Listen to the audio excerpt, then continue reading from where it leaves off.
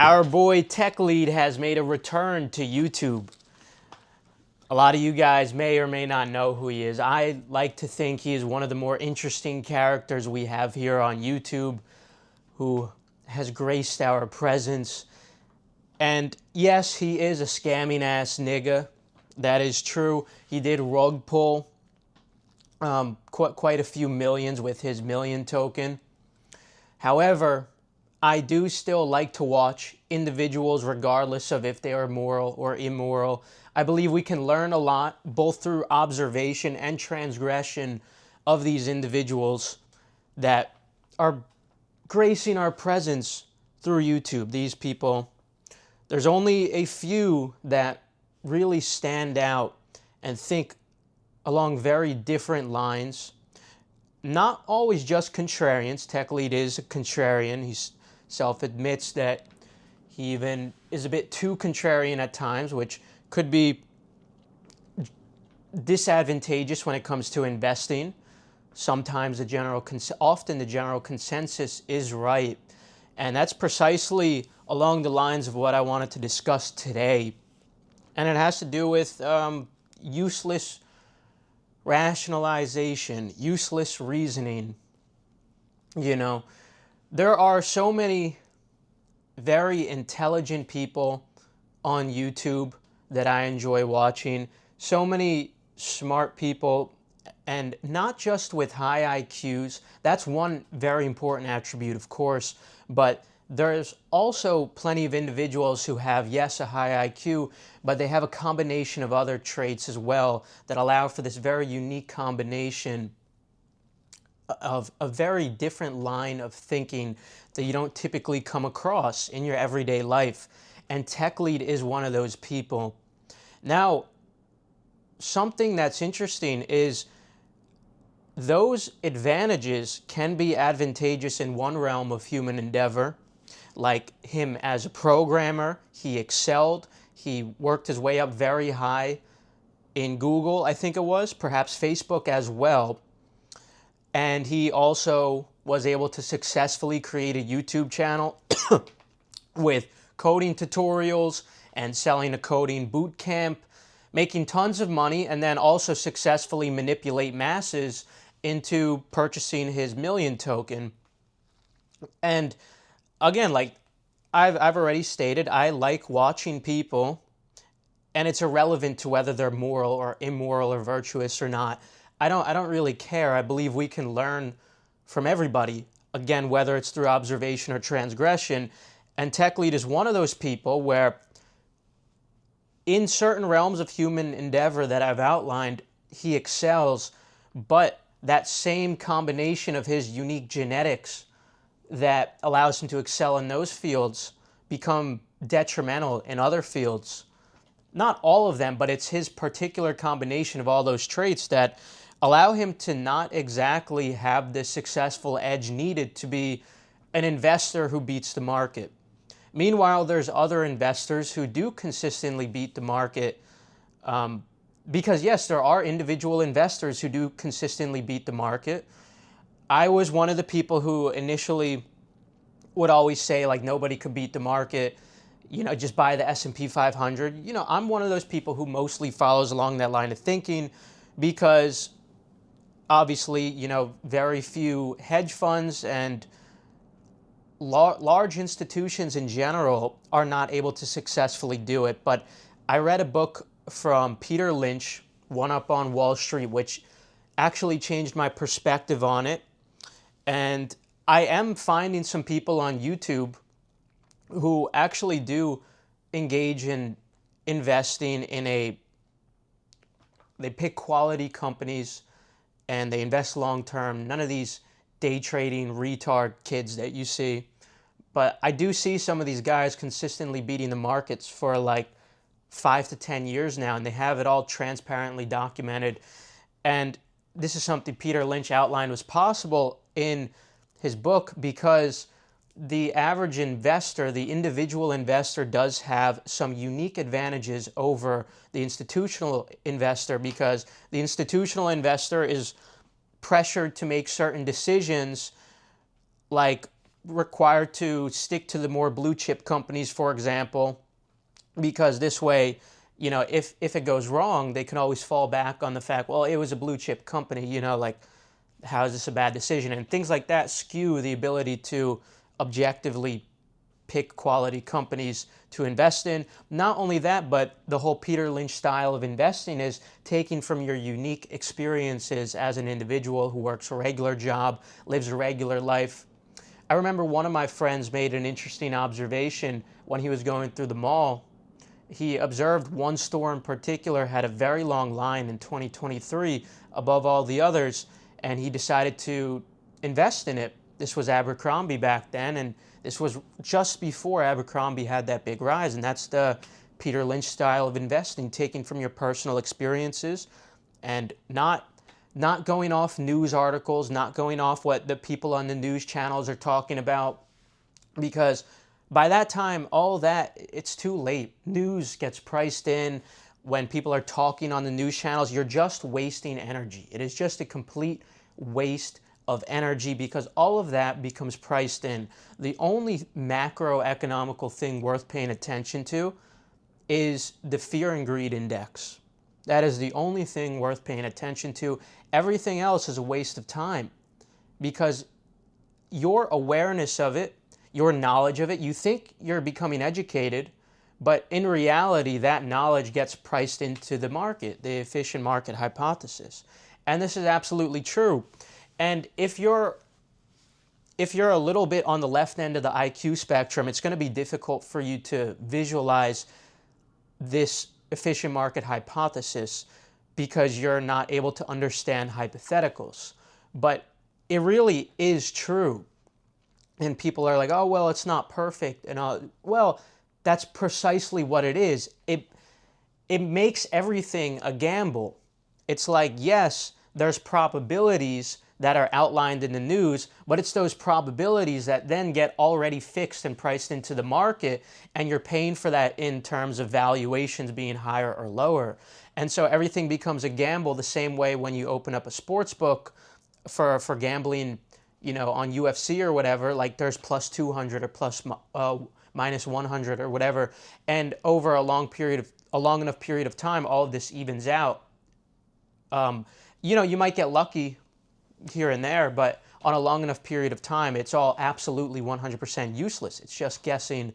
You're guessing on if the valuation on that news was priced correctly or not, and it's just a gamble. The only thing that is worth looking at is the fear and greed index. Anyway, this was quite the tangent because the main thing I wanted to take us to was TechLead made a video coming back. And TechLead, again, I've given him his flowers.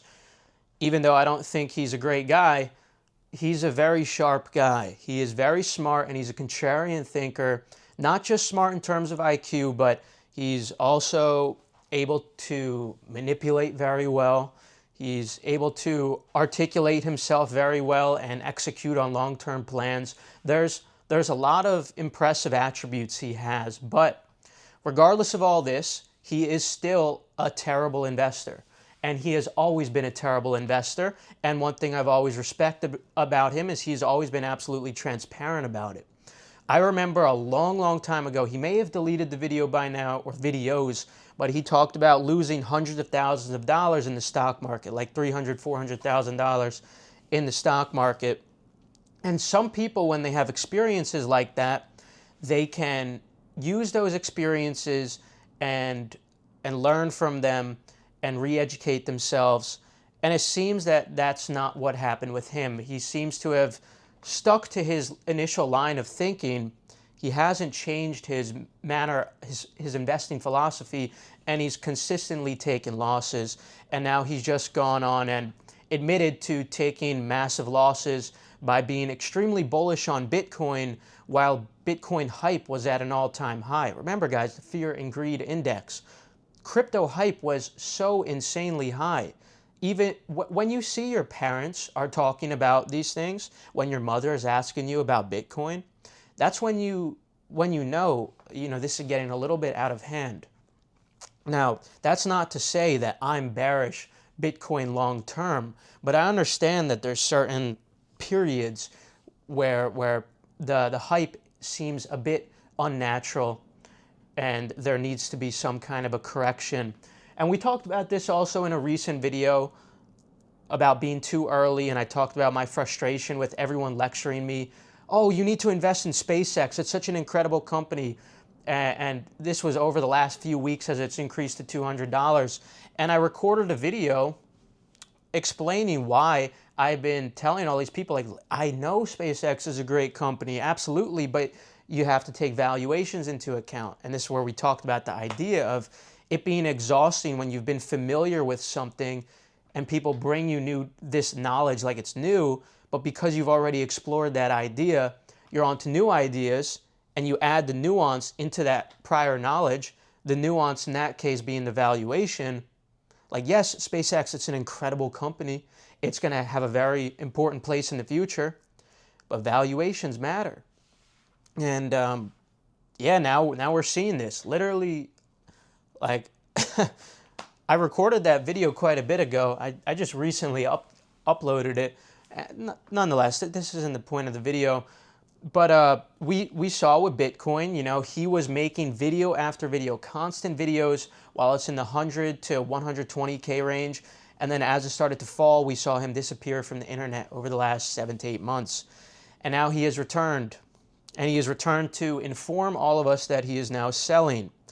And the comments are really funny because the comments, all of them think that they're geniuses as well.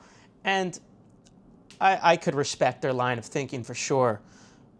They're all saying, well, if this isn't a buy signal, I don't know what is. Because this is in line with thinking of the fear and greed index, right?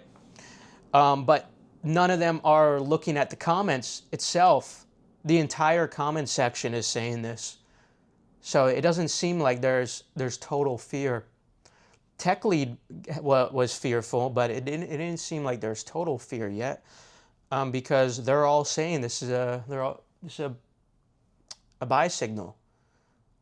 Like, is every single person making that comment a contrarian? Is every single one of those people in the comment section a successful investor? I think that's unlikely. But they might get lucky. Anyway, this comes to my main point. TechLead was articulating these ideas, not ideas, but he was articulating his reasonings why he decided to sell.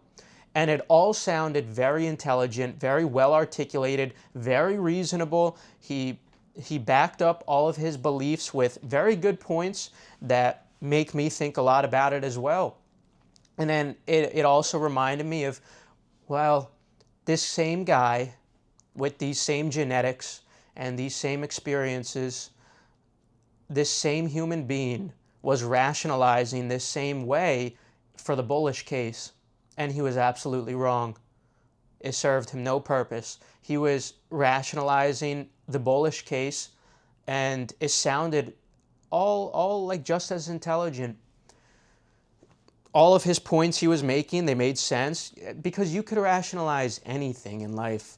I talked about this in my video responding to aesthetics waiting. You can rationalize any perspective. No matter how ridiculous, if you're sharp enough, you can find a way to rationalize it. You can find a way to rationalize 2 plus 2 being 5. Now, that's something that deserves its own video, but you really can. You can rationalize anything. And so he's rationalizing his position to sell, but that doesn't mean he's right. It sounds smart and all, but it doesn't mean it's right. And if he ends up being right, it's going to just be because of luck. That's it. It's going to be because he got lucky. But the purpose in rationalizing his thoughts is because now he can take credit for it.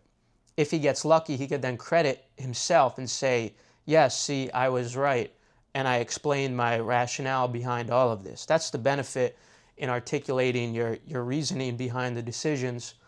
But the truth is, it would just be luck. And all of this energy he's outputting into this decision to sell, all of the energy he outputted into his decisions to buy, was all fruitless because it came down to him not having the genetic advantages in this realm of human endeavor. He's always going to be that same person. Now, I did mention there are exceptions where sometimes if someone is just getting their feet wet with investing and they have an experience where they lose tons of money, that could kind of snap them into place like, okay, now I got to learn the actual philosophies behind this. This is what happened to me. I lost hundreds of thousands of dollars in the stock market because I was making tons of money since the age of 18 to 19 because of my business, and I had so much money I didn't know what the fuck to do with it all. And so eventually, maybe it was like 2021, I was like, let me try my hand in the stock market. I had so much money, but I had no education about stocks at all. I knew my realm of business, how to execute in that area, but I had no knowledge at all in stocks and investing. I thought you just needed to invest in companies that are going to change the future, companies that are going to impact the future. And so I invested in a lot of innovation stocks. I didn't take things into account like valuations and other important investor philosophies.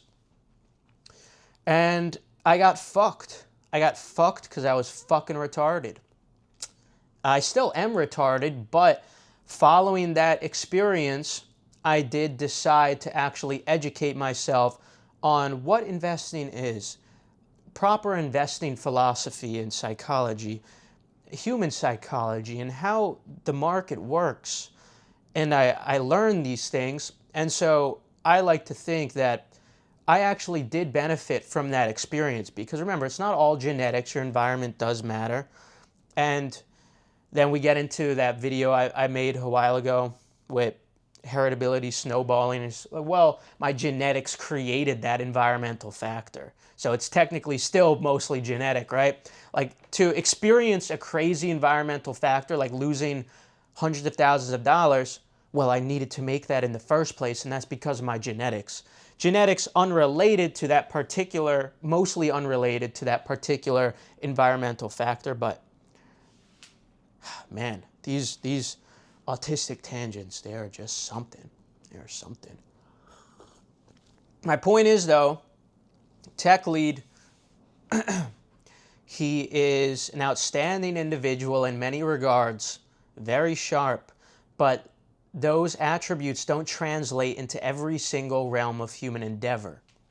And investing is not one where he is successful in and he will never be successful in because he's not only failed as a beginner, but after learning all he could about investing, he still continues to fail. Meanwhile, there's other people who fail and then learn about investing, and then they're able to succeed from the new knowledge they gain. There's new environmental factors, and they can adapt. And through their unique genetic combinations, they're able to succeed in that realm of human endeavor. And this isn't just with investing, this is with anything. But my point is, no matter how hard he tries, he's always going to fail. And it's funny, he's even a little bit self-aware of this because he talks about how he's too contrarian in his line of thinking. I believe I'm very contrarian as well, but my self-awareness of it helps me tame it to a degree and not have it control my behavior as an investor completely. Sometimes, though, I do make some foolish contrarian decisions, you know? Alibaba was one that fucked me bad. You know, lost like maybe $60,000, $70,000 a little later in like 2023, 2022. I don't remember. Got a lot of good memes out of that, though. It was quite the ride. But yeah, I'd like to say that I've became a pretty good investor. And this isn't just investing in the S&P 500, but that's what I would recommend to all of you getting your feet wet. What I would recommend to all of you getting into investing, first, just stick with dollar cost averaging into the S&P 500, DCAing. That means you don't pour all your money in at once because it's impossible to time the market. Statistically, it is always most profitable to dollar cost average. Every single mathematical simulation you create over long enough periods of time, dollar cost averaging always is the best. Even the person who times the market perfectly and has to sit out certain periods, but they only invest in the perfect bottoms, they're actually making less than the person who consistently dollar cost average, because of that famous saying, time in the market beats timing the market. So yeah, what I recommend to you, this is financial advice, I don't give a fuck. You should dollar cost average a percentage of your income that you're making into the S&P 500.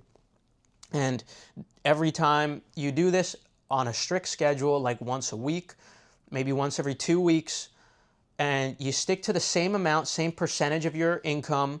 If your income increases, then it should proportionally increase as well, and it should be a reasonable, sustainable amount.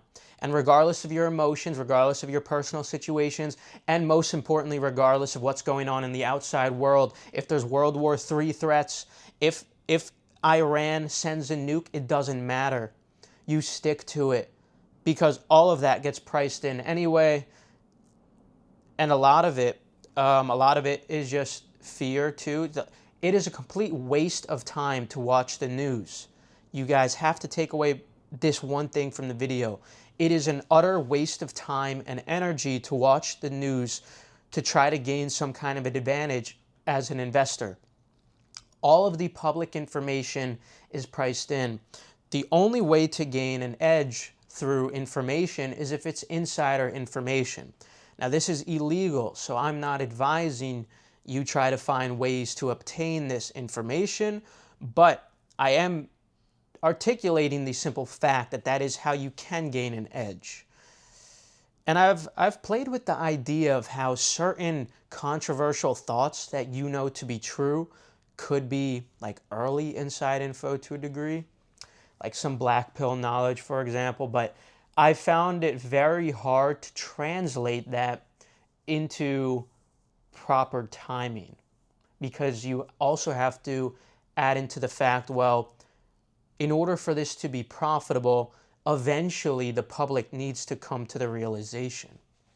Like, you might be very well ahead of the curve in understanding some of these black pill concepts, like the importance of hair, and how, like a company like Hims, for example. That was a company that I had my eye on for a very long time, but I could never really be too sure of the timing when it would be realized in the market, the importance of these things. Yeah, that was just like a niche little idea I figured I would add into this video. We could talk more about that another day. But yeah, that's the problem with it. You can be ahead of the curve and that kind of be inside info because people aren't aware of those facts. Like right now, I think we're kind of seeing something similar with Eli and Lilly, because some of us recognize how insane retatrutide is, the GLP-3, but the market has to realize that. And so the timing becomes difficult. It's like, when is the market going to realize how different this GLP-3 is than Ozempic?